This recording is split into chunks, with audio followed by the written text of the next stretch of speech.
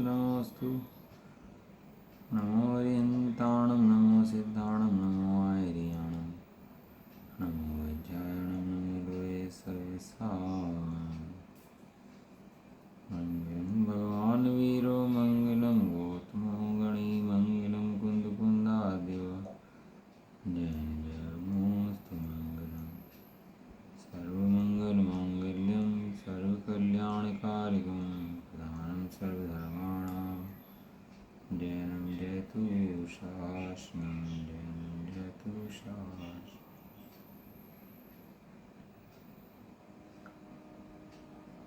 नमः समय साराय सानुभूत्या चकास्ते चित्स्वभावाय भावाय सर्वभावान्तर्चिदे वन्दितु सर्वसिद्धे भवचर्मणोऽङ्गदिं पत्ते वोच्छामि समय पाहुणे सुरकेवली भणिदम्।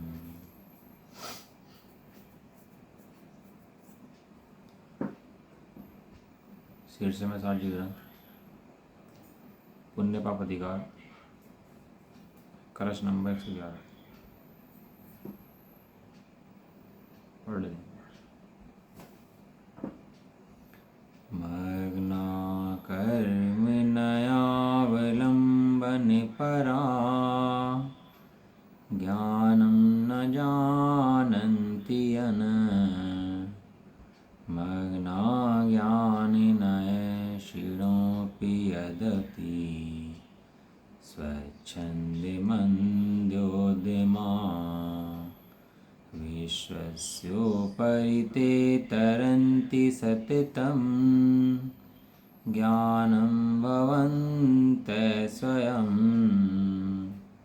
ये कुर्वन्ति न कर्म जातु न वशम् यान्ति प्रमादस्य च यान्ति प्रमादस्य च। कलश नंबर 111 चल रहा है अपना। 4 कलश लिख रहा है 4 जगह में, एक के बाद एक कलश हो रहा है। देखो क्या कह रहा है इसके अंदर, उत्थानी का इसकी कर्म और ज्ञान का नए से विभाग बतलाते हैं कि नए से कर्म और ज्ञान कैसे भिन्न भिन्न है। नए बनाया वस्तु स्वरूप को देख करके, तो वस्तु स्वरूप में कर्म और ज्ञान भिन्न भिन्न कैसे हैं उसका बताते हैं। हमें तो ऐसा लगता है कि ज्ञान ही कर्म है, कर्म ही ज्ञान है। क्या कर्म के अंदर मत ये पकड़ा है मति शुद्ध ज्ञान अवधि ज्ञान मने परे ज्ञान, और आचार्य देव ने तो केवल ज्ञान को भी कर्म ज्ञान लिखा। वास्तव में ग्रंथ ना होता ना कौन सा नियम सार जी, तो जीव केवल ज्ञान को ज्ञान मानते हैं, लेकिन उन्होंने 5 ज्ञान बताए। औपशमिक छायाश्रमिक छायक उदयिक और पारिणामिक। इतना गजब दिया भाई उन्होंने सही में। केवल ज्ञान को भी तेरे लक्षण मत बना, केवल ज्ञान तेरा लक्षण नहीं है। अब जीव क्या करता है, केवल ज्ञान पे क्या समझता है कि भगवान जो है ना ये केवल ज्ञानी है तो सुखी हैं, और मैं क्या हूँ, मैं दुखी हूँ। देखो जिनवाणी माता का बड़ा उपकार है भैया। आचार्य कुंद की दृष्टि बड़ी व्यापक है। वैसे हम लोग सोचते हैं पुण्य पाप बता दिया भैया, सब कुछ बता दिया। वो नहीं बताता कि मैं क्या बता रहा हूँ। इसे आचार्य कुंद को भी बता था कि पुण्य पाप पढ़ा रहा हूँ और पुण्य पाप की एकता पढ़ा रहा हूँ। उन्हें पता था नहीं पता था हैं, उन्हें नहीं पता था जी स्वच्छंद हो जाएंगे पढ़ करके बाद वे भी जानते थे कि ये बात नहीं समझी तो स्वच्छंद हो जाएंगे और स्वच्छंद हो नहीं जाएंगे, स्वच्छंद हो रहे हैं, स्वच्छंद घूम रहे हैं। अब अपनी डेढ़ अकल लगाए आचार्य कुंद के ऊपर कि नहीं ऐसा नहीं भैया, वहाँ ये लिखा वहाँ लिखा। तो आचार्य कुंद को पता था भैया कि कहाँ क्या लिखा हुआ है, फिर भी पढ़ाया पुण्य पाप 2 एक हैं। केवल ज्ञान भी जीव का लक्षण नहीं बनाया। यदि जीव लक्षण केवल ज्ञान बन जाता ना तो लक्षण दोष हो जाता, और लक्षण दोष होने से जीव का ही पकड़ में नहीं आता, केवल ज्ञान को देख करके दुखी होता रहता। अब थोड़ा कम बड़ा सेठ हो ना, थोड़ा अभी नया सेठ बनना शुरू हुआ हो, तो बड़े सेठ को देखता है वो गाड़ी में आता जाता, तो क्या होता है, तृष्णा जगती है, देखता है अरे कितना बड़ा सेठ है यार ये तो है, दुखी होता है। ऐसे ही है भगवान को देख के दुखी होता कि ये देखो केवल ज्ञानी है और मैं अल्प ज्ञानी हूँ। भगवान की भक्ति भी जहाँ करता है ना, तो भगवान की भक्ति और केवल ज्ञान से अगर भक्ति करता है ना तो दुखी होता है भाई। क्यों? क्योंकि जिस समय उन्हें केवल ज्ञान से दिख रहा होता है उस समय अपने को हीन मान रहा होता है, उस समय वो मति ज्ञान मान रहा होता है। बात भक्ति पूजा की बनाई की नहीं है, लेकिन बात यह है कि तू स्वभाव से कैसा है, तू है कौन, ये तो पहचान। तू वर्तमान में भगवान है तो समझ में आती नहीं आती बात। तू वर्तमान में कर्मों से रहित भगवान आत्मा है, तो तीन लोग का नाथ है, अभी वर्तमान में है। तुझे बात समझ में आती कि नहीं आती? नहीं, पकड़ करूँगा तो होगा, देखूंगा तो होएगा। अरे होएगा, देखेगा तो होएगा, है? हो जाएगा समय कहाँ से आएगा? वो अंदर है, उसमें से प्रकट हो जाएगा। बस प्रकट होने की तो देर है, लेकिन प्रकट को देखता है। कारण पर दृष्टि देने वाले के सहज कार्य प्रकट हो जाता है, और जो कारण नहीं दृष्टि नहीं देते हैं वो कितनी कोशिश कर लें कार्य प्रकट नहीं होता। भाई साहब दृष्टांत, दूध के अंदर मीठा ना गिरें, खाली चम्मच घुमाएं, नमक गिरें, हीरा गिरें, तो दूध मीठा कब हो जाएगा? कि दूध मीठा कभी भी नहीं होगा उसका। और इस कारण दूध के अंदर 2 पैसे चम्मच गिरने के बाद दूध समय मीठा हो जाएगा।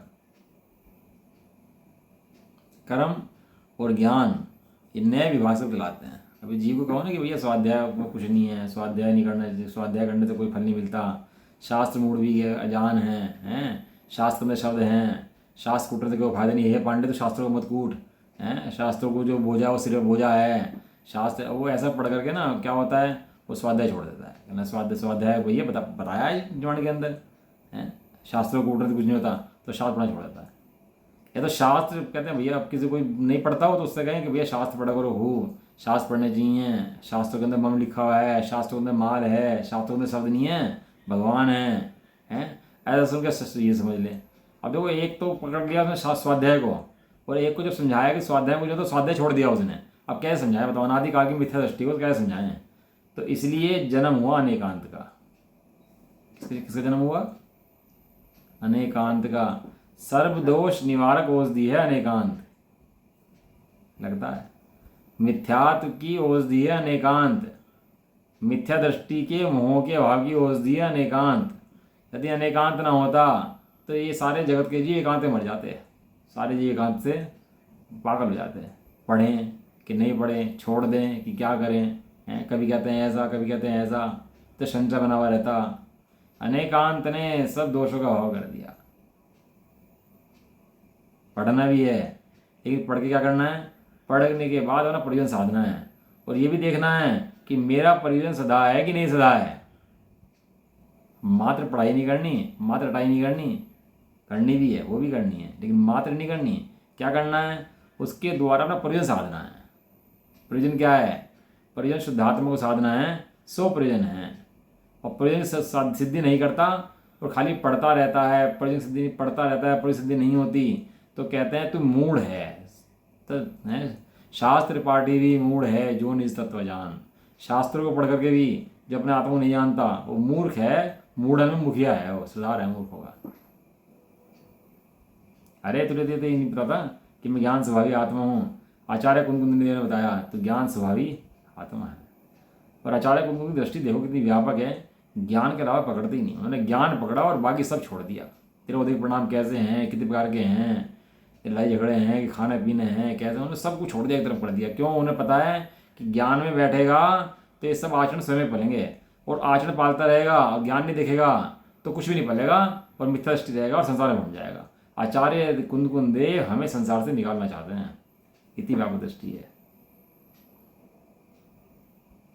कोई आचरण सुधारने से आचरण नहीं सुधरता। दृष्टांत तो बहुत रखे आप लोगों को, दूल्हे का नक्की कर दिया है, अब घर पे आया, खुशी मन गई कि मैं दूल्हा देख आया और रिश्ता मैंने नक्की कर दिया, लड़के को अंगूठी पहना दी, फरका टोकरा दे आया मैं उसको, रिश्ता अब पक्का। इतनी बात कही उसने घर में आके, पहले फ़ोन नहीं थे ना तो घर में आके बता देते, तो इतनी बात आया कही कि जी रिश्ता पक्का। अब बताओ, लड़की की माता है, लड़की है, लड़की का भाई है, अब काय में लग गए हैं सब, काय में लग गए, शादी तैयारी में लग गए। अब करनी पड़ रही कि हो रही? हो रही है बस। बताओ वही है, वो यहाँ से दूल्हे का ये लाओ, ये इकट्ठा करो, ये कपड़े इकट्ठे करो, ये इकट्ठा करो, वो लाओ, उसे बैंड वाले को करो, घोड़ी वाले को करो, सबको करो। ये सब कब काम हो रहे?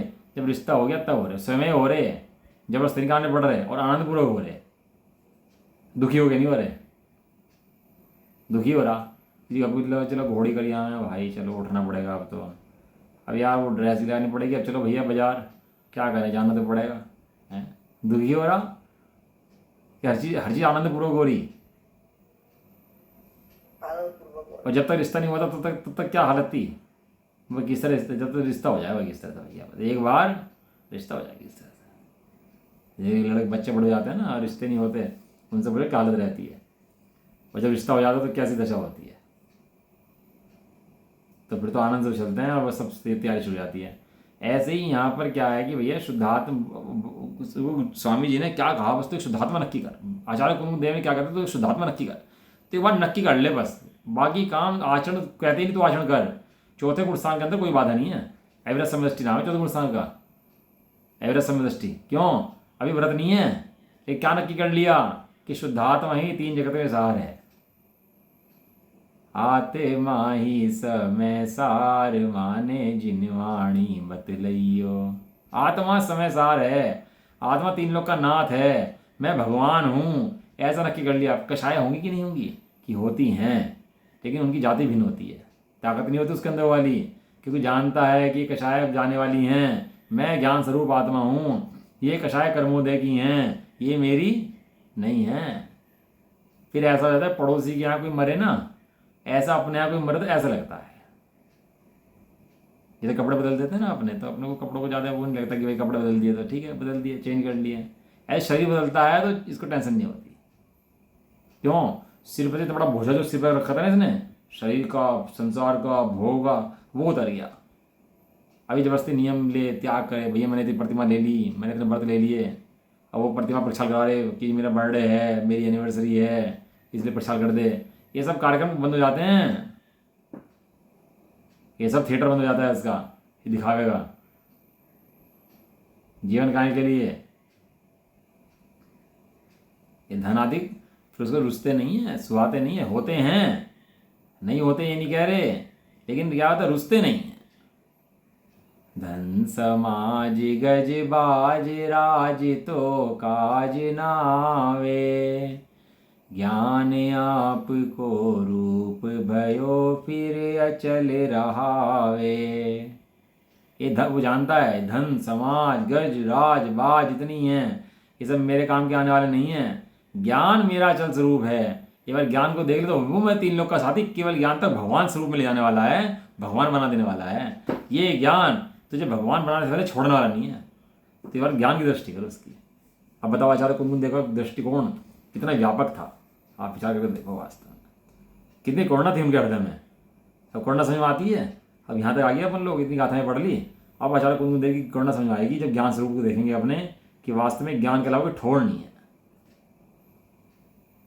एक देखिए जानिए रमी रही एक ठोर। उड़ता है आदमी, उड़ता आकाश में। अभी शादी नहीं हुई उसकी, अभी पति घर में नहीं गई वो पत्नी, लेकिन क्या होती है, उड़ती है, आनंद करती है। होता ही नहीं होता, अभी कुछ नहीं हुआ। ऐसा आचार्य देव कुंद की गाथाएं सुन करके, अरे मैं भगवान हूँ, इतना सुनते ही उड़ता है जी, आनंद की लहरें लेता है। अभी तो जी ये सुनने तैयार है, भगवान हूँ, अरे जैसा आनंद आ जाना है भगवान हूँ सुन करके ये बात, उसका निकट हो गया है, वो जल्दी मुक जाएगा जिसे बात सुनकर आनंद आ गया मैं भगवान हूँ। कर्म और ज्ञान ये दोनों अलग अलग हैं। दो धाराएं बताई थी पिछले कलश के अंदर, कर्म धारा और ज्ञान धारा। कर्म की धारा अलग है, ज्ञान की धारा अलग है। कर्म की धारा अलग है, ज्ञान की धारा अलग है। दो धाराएं अंदर में है कि नहीं है? दो धाराएं अंदर में है कि नहीं है? चल रही कि नहीं चल रही? अब मुझे ये बताओ, जो कषाय चल रही है अंदर में, ज्ञान धारा है कर्म धारा है? कर्म धारा है, ज्ञान धारा नहीं है। हाँ, ओदेक प्रणाम चल रही है, इतने सिर्फ कर्म धारा है, ज्ञान धारा है? कर्म धारा है। और जो ज्ञान का घटती बढ़ती चल रही, कभी घटता है कभी घटता है, कभी कभी कैसा होता है कैसा होता है, ये कर्म धारा है ज्ञान धारा है?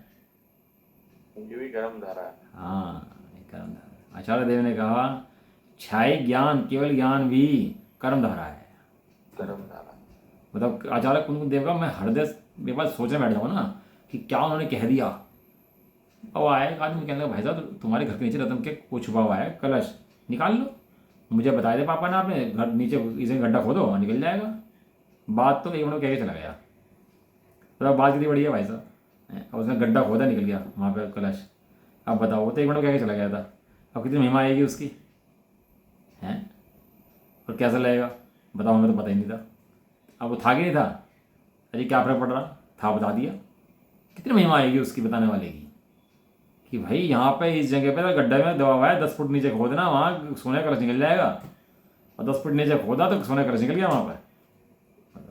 आचार्य कुंद देवी दृष्टि ज्ञान स्वभाव पर है, जो ज्ञान स्वभाव से भगवान बना देने वाला है, और जिसके देखे बिना जो कोई जीव आता भगवान बना नहीं है। छोड़ते नहीं भाई, देखो प्यास बुझेगी तो पानी से बुझेगी। तो वो कुछ भी लिया, डले लिया, पत्थर लिया, खाना रख ले, कुछ भी कर ले, प्यास तो पानी से बुझेगी। इस तरह सुख होगा, मोक्ष होगा तो ज्ञान से होगा, अन्य किसी से नहीं होगा। जिसकी जो वस्तु जहाँ पर है वहीं से मिलेगी, कहीं और से मिलेगी नहीं। हो अगर सुई भी खोई है तो जहाँ खोई है वहीं मिलेगी, कहीं और से नहीं मिलेगी। एक बूढ़ी स्त्री थी, महिला, उसकी सुई खोगी, अंधेरा हो रहा था। एक आदमी बोला, कहने लगा माता जी प्रकाश में ढूंढो, अंधकार में ढूंढ रही हो। तो ठीक है, वो चला गया और बाहर प्रकाश हो रहा था, तो बाहर ढूंढ लगी जा करके कि उसने कहा था प्रकाश में ढूंढो। तो मिलेगी नहीं मिलेगी सुई, नहीं मिलेगी। ऐसे ही मति ज्ञान के अंदर, शुद्ध ज्ञान के अंदर भैया ज्ञान नहीं है। इसे क्या ज्ञान दे, तो ज्ञान देखने वहाँ पे क्या देखने लगा, मति ज्ञान, शुद्ध ज्ञान, केवल ज्ञान नहीं देखने लगा। अरे तू सहज ज्ञान देख, जो तेरा ज्ञान का नित्य उदय है उस ज्ञान को देख, जो सदाकाल उदय रूप तेरा प्रकट है, सदाकाल चमत्कार चैतन्य है, जो कभी छुपा नहीं है, सदाकाल तुझे अनुभूति में आ रहा है, उस ज्ञान को देख। वो ज्ञान सहज अनुभूति में आ ही रहा है, तू नहीं देखे तो भी आ रहा है, उस ज्ञान को देख ध्यान से, समझ सही करो भाई अपनी, और कुछ नहीं करना। ये सब कर्म धाराएं हैं, कर्म धारा अलग, ज्ञान धारा अलग। ये बहुत फेमस कलश हैं आचार्य देव के, अमरचंद देव के। कर्म धारा ज्ञान धारा के जो कलश है ना, ये बहुत प्रसिद्ध कलश है। कर्म धारा रखो एक तरफ और ज्ञान धारा रखो एक तरफ, दोनों धाराएं बिल्कुल अलग अलग चलती हैं। ज्ञान धारा अपने ज्ञान धारा का काम करती है, कर्म धारा अपना कर्म का काम करती है। ऐसा देखो, कर्म नय के आलंबन में तत्पर, कर्म के पक्षपाती पुरुष डूबे हुए हैं। अब क्या माना इन्होंने कि कर्म जो है वो ज्ञान ही है भैया, ये कर्मों से ही ज्ञान होता है, कर्म ही ज्ञान देते हैं, कर्म ही ज्ञान लेते हैं, ये कर्मों से ही ज्ञान सारा होता है। तो ये क्या है, पुरुष डूबे हुए हैं। कहाँ डूबे हुए हैं, संसार में डूबे हुए हैं, मग्ना, अज्ञान में डूबे हुए हैं, मोह में डूबे हुए हैं, मद में डूबे हुए हैं। क्या मानते हैं कि कर्म नय के अवलंबन से ज्ञान होता है, क्योंकि ये ज्ञान को नहीं जानते। अगर ज्ञान को जानते तो ये नहीं मानते कि कर्म से ज्ञान होता है। कर्म से ज्ञान होता नहीं है। ज्ञान नय के इच्छुक पक्षपाती, इच्छुक माने पक्षपाती, ज्ञान नय माने ज्ञान नय के पक्षपाती, एकांत से पक्षपाती पुरुष भी डूबे हुए हैं, क्योंकि ये स्वच्छंदता से अत्यंत मंद उद्यमी हैं। ये स्वरूप प्राप्ति का पुरुषार्थ नहीं करते, प्रमादी हैं और विषय कषायों में बढ़ते हैं। देखो अभी एक को कहा भैया तुम स्वाध्याय करो, चिंतन करो, मनन करो, तो वो तो डरता है, पाप से डरता है, तो पाप से डरकर स्वाध्याय करने लगता है, धर्म में लग जाता है, पुण्य क्रिया करता है, तो ये चीज़ स्वर्ग चला जाता है। ये व्यवहारवासी जो होता है ना, स्वर्ग जाता है। और एक को काफ़ी स्वाध्याय से कुछ नहीं होता, ये जीव जो है, ये शरीर अलग है, जीव अलग है, चींटी के मारने चींटी नहीं मरती हैं, और ऐसा जान करके स्वाध्याय छोड़ दिया, स्वच्छंद बढ़ने लगा, ये जीव है, ये मरकर नरक में जाता है। ये ज्ञान का पक्षपाती है। ये ज्ञान है भैया सब कुछ। अब कुछ भी खाओ, क्या होता है ज्ञान में, क्या आता है, कुछ कैसे भी रहो ज्ञान में क्या आता है? कोई जीव मरता है, ज्ञान में क्या आता है? अभी इसको अपना पाप होते हैं वो ठीक है, पाप का पछतावा भी नहीं रहा। पहले तो पाप का पछतावा करके पापों की त्याग सोचता था, अब तो पापों की त्याग की नहीं सोचता, अब तो स्वच्छंद बढ़ता है। मैं तो ज्ञान वाला हूँ, बस स्वच्छंद बढ़ता रहता है, पाप भीरू भी नहीं रहा। एक कहता है कुछ करेंगे कुछ करेंगे कुछ करेंगे, हैं, एक कहता कुछ नहीं करना कुछ नहीं करना कुछ नहीं करना। इसका जो समाधान है ना, वो अनेकांत के अंदर बहुत सुंदर है भैया। अनेकांत, इसलिए अनेकांत को बहुत पढ़ना चाहिए। बोधमती अनेकांत को समझ नहीं पाए थे, इसलिए कह रहे एकांतवादी हैं। खुद एकांतवादी थे और अनेकांतवादी को कह रहे कि मिथ्या दृष्टि है। स्वच्छंदता के अत्यंत भावार्थ में बहुत कुछ देंगे इसका पंडित जी, क्योंकि माल बहुत है ना इस छंद के अंदर, इस कलश के अंदर। तो जय चैन छाड़ा जो है वो खुलासा करते हैं, इसके अंदर माल बहुत होता है, आगे खुलासा बहुत देंगे इसका।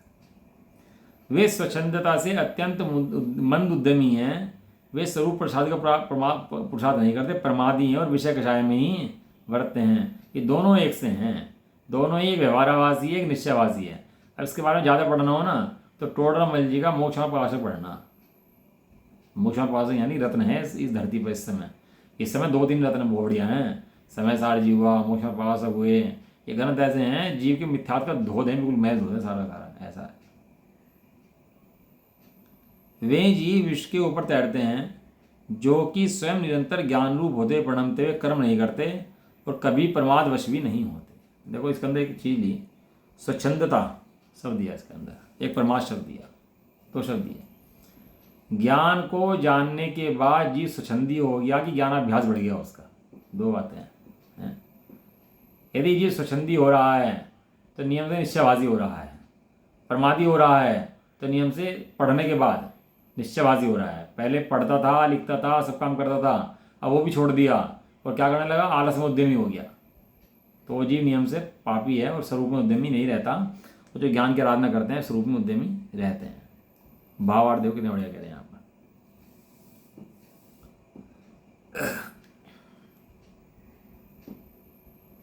यहाँ सर्वथा एकांत अभिप्राय का निषेध किया है, क्योंकि सर्वथा एकांत अभिप्राय ही मिथ्यात्व है।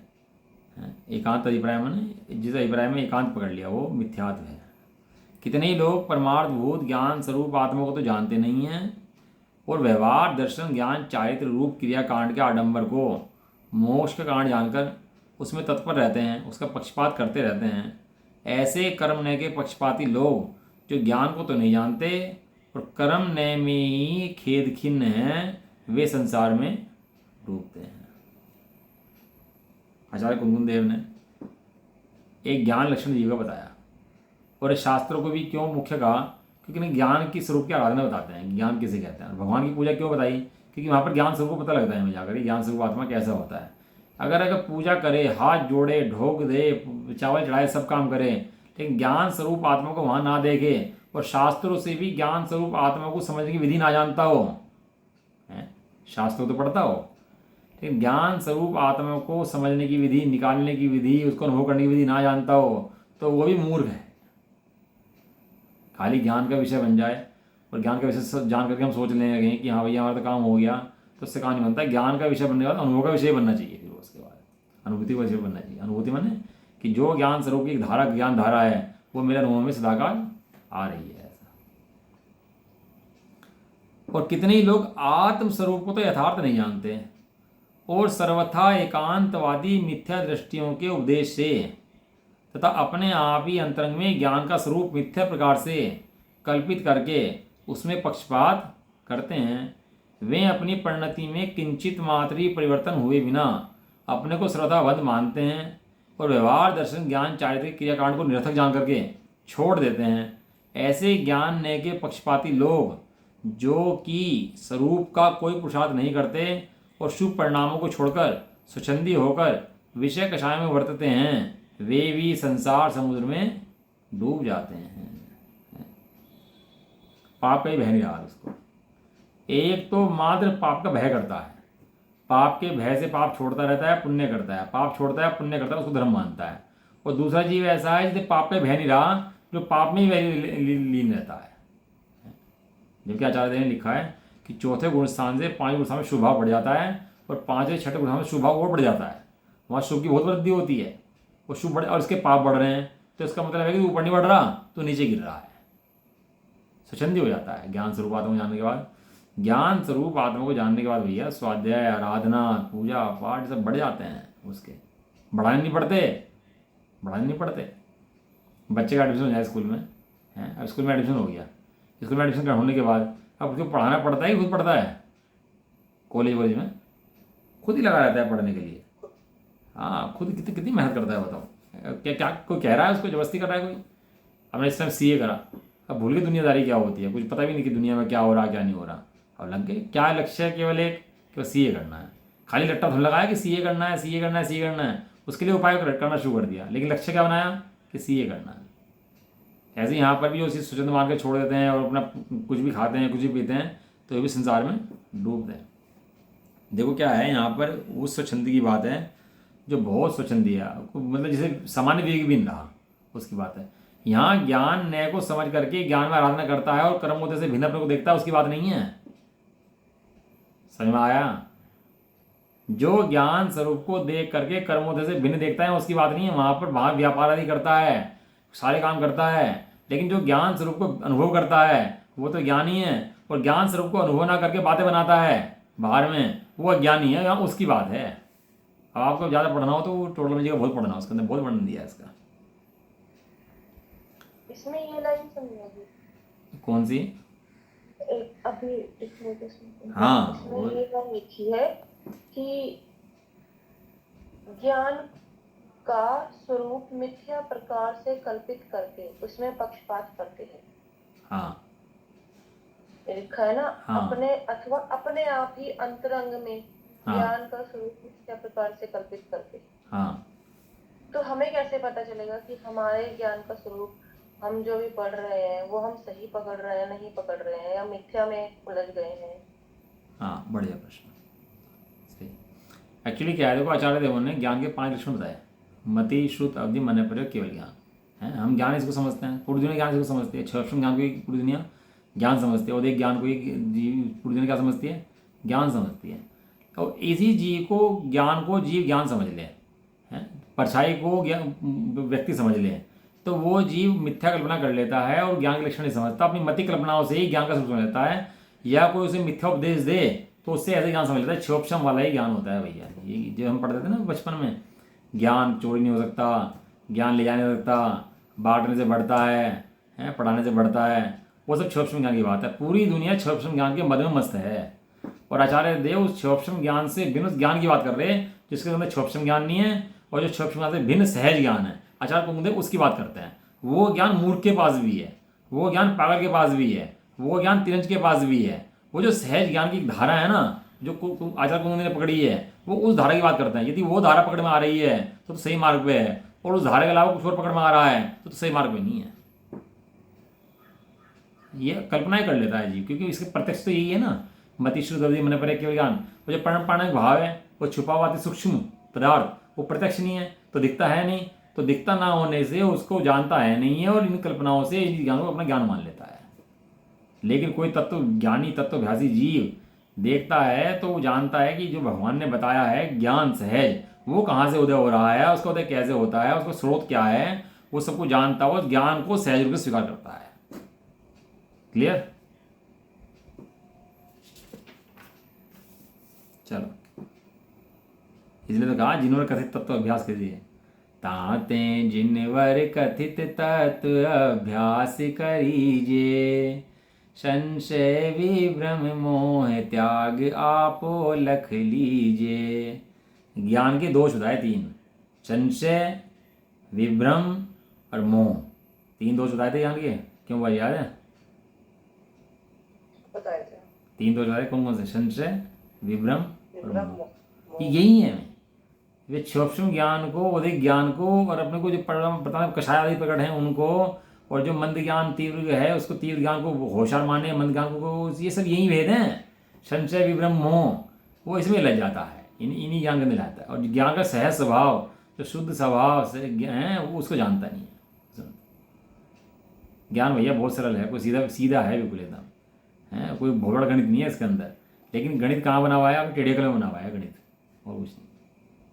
देखिए क्या करेगा अगला, मोक्ष मार्गी जीव ज्ञान रूप परिणमित होते हुए शुभ अशुभ कर्मों को, अर्थात शुभ अशुभ कर्मों भावों को हे जानते हैं। अब ये बात आई किसकी? ज्ञानी जीव की आ गई।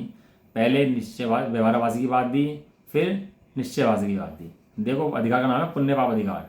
क्या नाम है? पुण्य पाप अधिकार। जो पुण्य को उपाधि माने व्यवहारवासी, और जो पाप को उपाधि जान ले वो निश्चयवासी।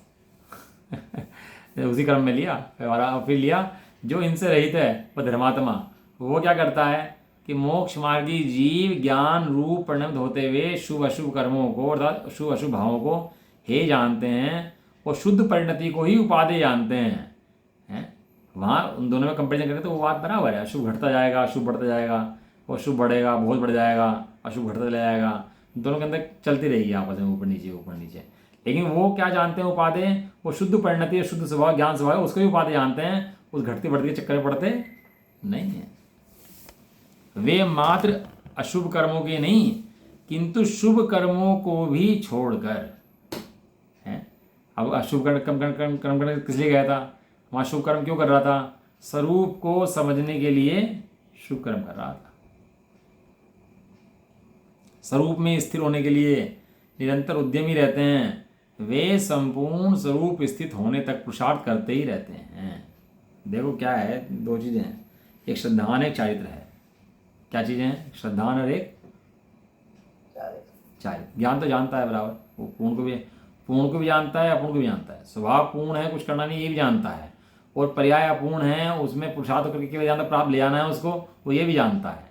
दोनों बातें ज्ञान के अंदर हैं। एक श्रद्धा की अपेक्षा पूर्ण हो, स्वभाव में कुछ करना नहीं है, ये भी जानता है, और स्वभाव की दृष्टि करके इन कर्मों का भाव करना है, ये भी जानता है।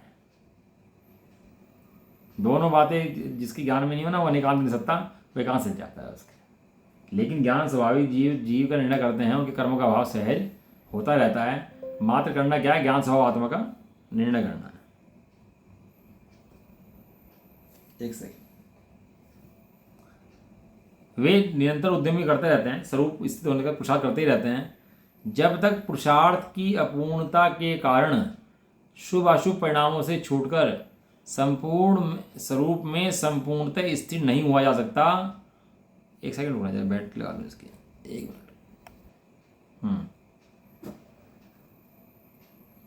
जब तक पुरुषार्थ की अपूर्णता के कारण, दोष जानते हैं अपना, पुरुषार्थ की अपूर्णता है, और शुभ अशुभ परिणामों से छूटकर स्वरूप में संपूर्णतः स्थिर नहीं हो जा सकता, तब तक यद्यपि स्वरूप स्थिरता का आंतरिक अवलंबन अंतः साधन तो शुद्ध परिणति स्वयं ही है, तथापि आंतरिक आलंबन लेने वाले को जो बाह्य अवलंबन रूप होते हैं, ऐसे शुद्ध स्वरूप के विचार आदि शुभ परिणामों में वे जीव हे बुद्धि से प्रवर्तते हैं।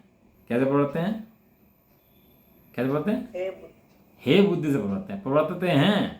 लेकिन उपाधि नहीं जानते। उपाधि किसको जानते हैं, उपाधि शुद्ध स्वरूप जानते हैं। अब भगवान के पास देखें क्या सीखने जाते हैं कि हे भगवान आप कैसे स्वरूप में स्थिर हैं, कैसे आनंद में मग्न हैं, हो मेरी ऐसी दशा है। क्या है आगे, जैसे तुम धारी है, जैसी तुम धारी है। वो वहाँ पे दृष्टि का देखो बल क्या है कि मैं तुम्हारे जैसा ही हूँ, एक दृष्टि का पक्ष ये है, और परिणति का पक्ष क्या है कि हो मेरी ऐसी दशा। हे भगवान जैसे आनंद के सागर में आप मग्न हैं, आप डूब रहे हैं, आप गोते खा रहे हैं, ऐसे आनंद के सागर में मैं भी मग्न हूँ, मैं भी डूब जाऊँ। देखो दृष्टि का बल और परिणति का बल, ज्ञानियों के दोनों का जब मेल मिलता है ना, तब पता लगता है ज्ञानी कहते किसे हैं। अब क्या है कि कोई भक्ति आदि नहीं करता, वर्णन नहीं करता, स्वाध्याय नहीं करता, बस हम तो ज्ञान वाले हैं, हम तो ज्ञान स्वभावी हैं भैया, तो संदीप की कैटेगरी में गिरा उसको। इतनी बात समझने के बाद मैं ज्ञान स्वरूपी आत्मा हूँ, और उससे भगवान के पास जाके बैठ जाए कि हे भगवान मुझे बताओ मैं ज्ञान स्वरूपी आत्मा कैसा हूँ। देखो बच्चा होता है सेठ का, वो बड़ा सेठ है, फैक्ट्री का मालिक है, वो बड़ा सेठ है। सेठ का मालिक कौन है, सेठ का मालिक कौन है, सेठ है कि गरीब है, सेठ ही होगा। अब सब लोग क्या कहते हैं, सेठ जी सेठ जी। सेठ है कि नहीं, अंबानी का लड़का क्या है, अंबानी है। सेठ है कि नहीं है, यहाँ सेठ है। इतना होने के बाद भी, दुनिया सेठ कहने के बाद भी वो साथ में बैठता है और व्यापार आदि सीखता है। सीखता ही सीखता, सब सेठ जी कह रहे, सब काम कर रहे, अब वो ये मान के नहीं बैठ जाता मैं तो सेठ जी हूँ और भैया मुझे कुछ काम नहीं करना। क्योंकि यदि ऐसा मान के बैठ जाए ना तो काम ना सीखे तो सेठ बना बहुत दिन टिकेगा नहीं। क्यों, क्योंकि सेठाई बाप की सेठाई है। कि सेठ नाम जो तुझे मिला है ना तेरे बाप की वजह से मिला है, तेरा नाम सेठ जी नहीं कह रहे, तेरे बाप की वजह से तेरा सेठ जी कहा जा रहा है। और तू सेठाई सीख लेगा, सेठाई कैसी होती है, तो सेठाई तेरे काम में आएगी और फिर तू सेठ जी खिलाएगा। तो पूरा प्रयास करता है व्यापार सीखने का, पहले गद्दी से बैठता है गद्य शुरुआत करता है, धीरे धीरे सीखता है, सारी कलाएं सीखता है उसके व्यापार की, अपने अपने उससे हैं। ऐसे ही भगवान ने बताया, तो भगवान है, तो भगवान के पास जाकर भगवान बनने की कला सीखता है कि हे भगवान आप स्वरूप में कैसे मग्न हैं, ऐसे ही मग्न मैं भी हो जाऊं। आचार्य रामचंद्र ने लिख दिया कलश, कह लें मेरी परिणति मोह से मैली है, लिखा ना कलश नंबर 3-4 शुरू में। परिणति है तो मोह व नाम भावा, क्या लिखा आचार्य रामचंद्र देव ने, अमरचंद देव, छठे सात गुण सब में झूलने वाले, समय दृष्टि ज्ञानी हैं, जंगल में चढ़ने वाले मुनि, महासमर्थ आचार्य, क्षत्रिय, आत्मा में क्षण क्षण रमण करने वाले, वे क्या लिख रहे, मेरी परिणति मोह से मैली है, इसलिए मैं शास्त्र की रचना करता हूँ। मैं शास्त्र की रचना इसलिए करता हूँ कि मेरी जो मोह से मैली परिणति है वो मोह मेरी परिणति से दूर हो। बताओ, ज्ञानी जनों का भारत देखो भैया, एक तरफ पूर्ण स्वरूप स्वीकार है, स्वरूप के अंदर शंका नहीं है, और एक तरफ परिणति के अंदर ये है कि भगवान की आराधना के द्वारा पूर्ण स्वरूप प्राप्त करो। ये सुमेल जिसको मिल जाता है ना उसको निकाल बैठता है। और यदि एक पक्ष पकड़ लेना इसका, यदि जरा सा भी एक पक्ष पकड़ ले, तो पहले लिखा ना अपनी मिथ्या कल्पनाओं से निरूपित करता रहता है, ऐसे ही अपनी मिथ्या कल्पनाओं से कुछ भी निरूपित करता रहता है। यदि इनमें दोनों में से एक पक्ष नहीं सुधरा, और बराबर है, व्यापार आदि पे गया है, युद्ध पे गया है, युद्ध हो रहे हैं, पत्नी उठ गई तो उसके लिए रो रहा है, गा रहा है, वो मंदिर नहीं जा पा रहा है, सब काम नहीं कर पा रहा है, वो उसकी मजबूरी है, वो हो सकता है कर्म को जैसे, लेकिन भावना क्या है उसकी, मेरे पूजा पाठ आदि स्वाध्याय आदि चलते रहें, सहज होते रहें हैं, मुझे ज्ञान की आराधना चलती रहे, बढ़ती रहे, उसकी भले ही कर्मों को देखे वसी बुद्ध ऐसी हो। भरत चक्रवर्ती चले गए दिग्विजय करने के लिए, तो अष्टानिक आ गई रास्ते में, तो अष्टानिक आगे दिग्विजय करने जा रहे थे, तो दिग्विजय करने के लिए रास्ते में रुक गए कि अष्टानिका के अंदर हम कहीं नहीं जाएंगे। सेनापति बोला जी अगला राजा जो है बलशाली है, वो जो है ना वो जीत लेगा, तो बाद में तैयारी कर लेगा अपनी। तो कहने लगे तैयारी कर लें तो चक्र जो है ना अपना काम सारा करा देगा, तुम तो आराधना करो। 8 दिन बैठ कर आराधना करी। जिस समय औषधि बन रही थी ना चक्रवर्ती की, तो शोर में वे कर रही थी रानियाँ, उसकी चटनी पीस रही थी, तो चूड़ी की आवाज़ आ रही थी खन खन खन खन की हैं, तो कहने लगे जी आवाज़ आ रही, शोर हो रहा हो जाता है। तो क्या करा, सारी एक चूड़ी पहनी और चटनी पीसनी शुरू कर दी हैं, चूड़ी भी थी और चटनी पीस रही थी और आवाज़ नहीं हो रही थी। ऐसा वैभव है ज्ञानियों का। ज्ञानी मतलब बड़े हृदय से, मतलब तुम पढ़ो एक ज्ञानी के बारे में, उनके जीवन में कर्मों को आए हैं, रामचंद्र जी के भी आए हैं, लक्ष्मण, सबके जीवन में कर्मों को आए हैं, लेकिन कितनी जल्दी उन्होंने कर्मों को पलट दिया। किस बल से, अंदर में आराधना के बल से, कि नहीं भगवान के दर्शन कम मिले, पूजा कम मिले। भरत चक्रवर्ती को 3 रत्न प्रकट हुए, एक तो चक्ररत्न प्रकट हुआ, एक पुत्र रत्न प्रकट हुआ, और आदिनाथ भगवान को केवल ज्ञान हुआ। मतलब खुशी किसके अंदर हुई थी, ज्यादा खुशी है आत्मज्ञान में, भगवान को केवल ज्ञान हुआ, तीनों में से उसमें ज्यादा खुशी भगवान को केवल ज्ञान हुआ। और जब दिग्विजय पे जा रहे थे तो कह रहे थे दुनिया यहाँ समोषण में दिव्य धनुष सुनेगी और मैं दिग्विजय पर दुनिया जीतूंगा, तो मेरा जैसा भागा आदमी कोई नहीं हो सकता। तब लिख रहा है भागा भागा। ऐसी अंदर में दृष्टि होती है। व्यापार आदि भी जाते हैं, हे बुद्धि जाते हैं, काम करते हैं बाहर के, हे बुद्धि से करते हैं, करने पड़ते हैं, करते नहीं हैं। अंदर में क्या है कि काश मेरे हाथ में लैपटॉप ना हो के मोक्षार्थ आवश्यक होता, समय सार होता और वो स्वाध्याय आदि कर रहा होता। ये गणित जितने समझ आ जाएगा ना जीवों को, तो स्वच्छंदी भी मिट जाएगा और व्यवहार भाषी भी मिट जाएगा, दोनों मिट जाएंगे और आनंद से जीव भागेगा, आनंद से मोक्ष मार्ग में। सही बात है। ये जीव क्या है कि ज्ञान स्वरूप आत्मा वो पढ़ लिया, बस वो एक रट्टा लगा लिया, जीवन में कुछ है नहीं, तो वो जीवन ऐसे चलता रहता है। खा लो और बना लो, आज ये बना लियो, अगर ये कर लियो, और जीवन ऐसे चटनी बट्टे में पूरा जाता है और जीव को पता नहीं लगता करना क्या है, क्या होना है। अंदर से भावना उसकी उठती नहीं है क्या है, सारा जीवन खाने बनाने में पूरा कर देता है अपना, और थोड़ा बहुत सुन लेता है तो सोचता है मेरा काम हो गया। ऐसा नहीं है भाई, ज्ञानियों की परिणति अलग ही होती है। परिणति सब द्रव्य इनकी 3 माही वर्णी, एक पुण्य एक पाप एक मोक्ष करनी। ये जीव पुण्य में मस्त हो जाता है, मैंने पढ़ लिया, अब खुलासा क्या करें, टाइम हो गया। जीव संतुष्ट पुण्य में, मैंने पढ़ तो लिया, मैंने कहा था पढ़ तो ली। अरे तो ज्ञान स्वरूप आत्मा देखा कि नहीं देखा, तो ये बता, हम तेरे से प्रश्न पूछते हैं, तो ज्ञान स्वरूप आत्मा निर्णय हुआ कि नहीं हुआ? यदि नहीं हुआ तो कुछ नहीं पढ़ा। अच्छा तो पढ़ता ही नहीं फिर मैं, जाओ तुम्हें दिमाग बता रहे तो। अरे तू क्या मतलब तेरे को बताने ही बेकार है, फिर तो बात नहीं कर सकते, फिर तो कुछ बैठ के सुननी नहीं तेरे को, अपनी अपनी हक नहीं है। इसलिए भैया बोला बैलेंस का गणित है दोनों का मिला करके। जिसकी गणित समझ में आ गया वो मोक्ष मार्ग में दौड़ता है, कोई गणित समझ में आया वो अटकता रहता है, चल नहीं पाता वो मोक्ष मार्ग में। ऐसी बात है। शुभ परिणामों में जीव बुद्धि से बढ़ते हैं, किंतु शुभ कर्मों को निरर्थक मानकर उन्हें छोड़कर स्वच्छंदता या अशुभ कर्म में प्रवृत्ति होने की बुद्धि कभी नहीं होती। देखो कितनी बड़ी बात कह रही हैं। ज्ञानी जनों का बाद में स्टैंड जाए, पढ़ लेना दोबारा बाद में अच्छे से एक एक शब्द। हाँ तो मर्यादा है बताने की, बहुत ज़्यादा खुलासे नहीं होते, लेकिन आप पढ़ना बाद में कि शब्द को क्या कह रहे हैं इसके बाद के स्टैंड के अंदर। शुभ कर्मों को निरर्थक मानकर स्वच्छंदता छोड़कर अशुभ कर्म में प्रवृत्त हो जाऊं, ऐसी बुद्धि कभी भी नहीं होती। वहां तो अशुभ को छोड़कर शुभ में परिवर्तन करना चाहता है, एक शुभ में परिवर्तन किस लिए करता है कि अपनी शुद्ध परिणति के लिए करता है, शुभ के लिए शुभ नहीं करता। शुद्ध में कैसे रम जाऊं उसके लिए शुद्ध शुभ करता है। कमाल है। घोड़ी कर दे, बैंड कर दे, सब कर दे, काहे के लिए? हे बुद्धि से करता है कि उपाधि बुद्धि से करता है जी उसको? क्यों जी वो आंटी सुनते आंटी, हे बुद्धि से करता है उपाधि बुद्धि से करता है? सारे बैंड बाजे कर दिए, कैटर कर दिया, सब कर दिए, नाचने वाली गाने वाली सब कर दिए हैं, काहे के लिए? हे बुद्धि से उपाधि बुद्धि से। कितना जानता है भैया। ये पत्नी है, त्रिकाल उपाधि है, लेकिन बैंड बाजे आदि हैं, ये एक थोड़ी समय के लिए उपाधि हैं, थोड़े समय बाद चले जाएंगे, इतने समय के लिए तो उपाधि हैं। जब तक ध्यान नहीं हो जाता दुल्हन घड़ी आदि तब तक के लिए तो उपाधि हैं। और पत्नी घर के आने के बाद ये सब, अब बैंड वाला खड़ा हो जाए घर के बाहर, देखा आपने? बैंड वाला घर के बाहर बजाता रहता है। और भैया तू जा यार, तू ठीक है नहीं, वो बजाता रहता है, वो 100 रुपये देगा और भेजेगा, तू पहले तू जा भाई। जब इतने मन से बुलाया तूने, बुक करा तो बजता रहने थोड़ी देर, 2-4 घंटे।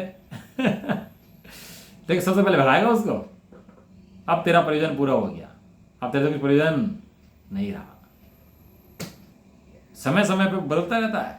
हल्दी की रस्म होगी तो हल्दी का काम पूरा हो तो हल्दी वाले जाओ भैया, हैं? फिर बाद में कुछ और रस्म होगी तो तुम भी कर तुम भी जाओ भैया। सबको भेजता रहता है। और आज पत्नी आती है तो क्या खुश होता है। ऐसी रस्म है, स्वाध्याय करता है पूरी। काहे के लिए? शुद्धात्मा के लिए पूरी करता है एक रस्म। सारी रस्म पूरी जाती हैं, शुद्धात्मा को देख कर आनंद जो होता है उसको। अब ये पत्नी पूरे जीवन की उदाहरण है, लेकिन ऐसे ही मेरा शुद्धात्मा मेरे साथ त्रिकाल रहने वाला है। अब शुद्धात्मा के गीत बजे थे, वो शुद्धात्मा मुझे प्राप्त हुआ है। यह है अनेकांत, यह है ज्ञानी के जीवन का निश्चय व्यवहार। कषाय के उदय होंगे ऐसा नहीं है, कषाय के उदय आएंगे, कर्म के उदय आएंगे, कुलादि के उदय आएंगे, सब आएंगे। लेकिन ज्ञानी जीव उनको आराधना के बल से जीतेगा। किसके बल से जीतेगा जी? आराधना के बल से जीतेगा सबको। अज्ञानी विषयों को पलट के जीतना चाहता है। मोबाइल में देखने लगेगा, बातें करने लगेगा, शराब वराब पी लेगा, उल्टे सीधे दोस्तों में बैठ जाएगा। वो उपयोग को पलट के सोचता है मैंने कषाय को जीत लिया, जबकि कषाय जीतता नहीं, कषाय को ढकता है। और ज्ञानी उसी काल के अंदर, कषाय काल में ही ज्ञान स्वभाव की आराधना के द्वारा उस कषाय के कर्म को जीतता है, उसका अभाव भी करता है। इतना गणित है, इतना सा गणित है भाई साहब। स्वच्छंदता पूर्वक प्रवृत्ति बुद्धिपूर्वक कभी भी नहीं होती है। ये सारा जिनागम जो है ना इसी बात के लिखा हुआ है वास्तव में। और हम जो इतना समझाते हैं ना उदाहरण के द्वारा, ये सिद्ध करते रहते हैं उस पूरे दिन। और करते क्या है इसके अलावा? अब ये समझ जाए तो बढ़िया बात है। और आखिर तक ये समझना है बस। अब भ्रांति आखिर तक इसी बात की है बस, आगे तक जाएंगी भ्रांतियाँ हैं। 5 चौथे गुण स्थान 5 गुण स्थान तक यही चलता रहेगा बस आगे तक। जब तक अनुभव में नहीं हो जाता तब तक यही बातें चलती रहेंगी। बस इसके अलावा कोई बात ही नहीं है हमारे पास करने के लिए। ऐसे एकांत अभिप्राय रहित जीव कर्मों का नाश करके संसार से निवृत्त होते हैं। और दूसरा जीव क्या होता है? वो संसार में प्रवृत्त होता है। ऐसा गजब की गाथाएं हैं भैया। अब कहते हैं कि अब पुण्य पाप अधिकार को पूर्ण करते हुए आचार्य ज्ञान की महिमा करते हैं। अब समय तो बहुत हो जाता है, देखो ज्ञान की महिमा करते हैं। किसकी महिमा करते हैं आचार्य देव? वह गजब है भैया। हमारा बाप हमें कुछ काम कहते हैं ना, भैया दुकान पर बैठ जा, दुकान बहुत फायदा देगी, तो ऐसे विश्वास करता है, वहीं बैठ जाता है जाकर के, हिलता नहीं वहाँ से। वो क्या दुकान पूरी ज़िंदगी चलाता है, दिन सुबह जाता है खोलता है, रात को बंद करता है, सुबह जाता है खोलता है, रात को बंद करता है। आचार्य देव कहते हैं तू ज्ञान की दुकान खोल, तो जब मोक्ष का मंत्र ना मिल जाए ना तो हमारे से ले जाना आकर के। इतने महान बात आचार्य देव कह रहे हैं। बस एक बार ये स्वीकार करें इस बात को कि वास्तव में ज्ञान एक अत्यंत महान वस्तु है, जिसे मुझे प्राप्त करना है। अब होने योग्य सारे काम स्वयं होंगे, त्याग नियम व्रत आदि पूजा आदि समय होंगे। तू क्या कर, तो आनंद पूर्वक ज्ञान की आराधना कर। हाँ, ज्ञान समान न आन जगत में सुख को कारण। पढ़ लें चौथी ढाल के अंदर, बहुत बड़े ज्ञान के क्षण लिखे हैं सब। पढ़ना चौथी ढाल जो है ना, वो ज्ञान को समर्पित है।